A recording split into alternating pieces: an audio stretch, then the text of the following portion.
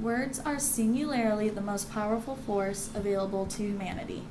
We can choose to use this force constructively with words of encouragement or destructively using words of despair. Words have energy and power with the ability to help, to heal, to hinder, to hurt, to harm, to humiliate, and to humble. Anonymous. This semester, I learned that communication is way more than what is on the surface. Communication is listening, hearing, and understanding. Communication is so powerful that it literally shapes relationships you have with people. Your language shapes you. I have learned that language is ambiguous. Many people can take communication different ways. Communication is also irreversible, which is why we need to think before we speak. It is unique. Conversations are shaped around the relationships that have been developed. I have been able to listen to people I interact with better now that I understand not everyone has the same listening styles. I have a very relational listening style. I get emotionally involved in the conversation and I worry about the emotions the other person is feeling. Yet my coworkers have to be very task-oriented listeners since we are working in a fast-paced environment. My friends and family have an analytical listening approach because they like to get to the bottom of stories before giving their 2 cents. Realizing that people have different listening styles helps me transition from casual to professional.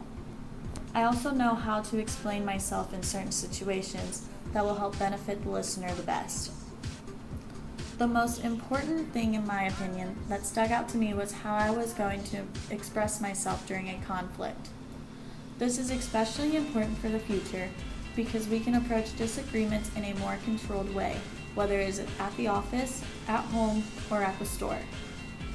I will know that men and women go about conflicts in almost the same way. The large difference is the style in which they use, whereas there is a big difference in how different cultures show expression during conflict. This comes down to low context and high context cultures.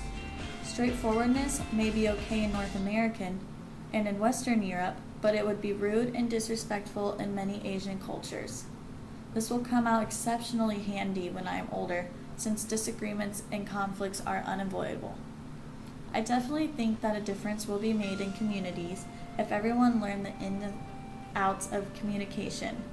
We will all be able to speak to each other in ways that we know we would understand.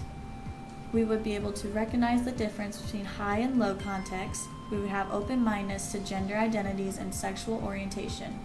We would also be able to understand each individual has their public self and their private self when expressing themselves to others.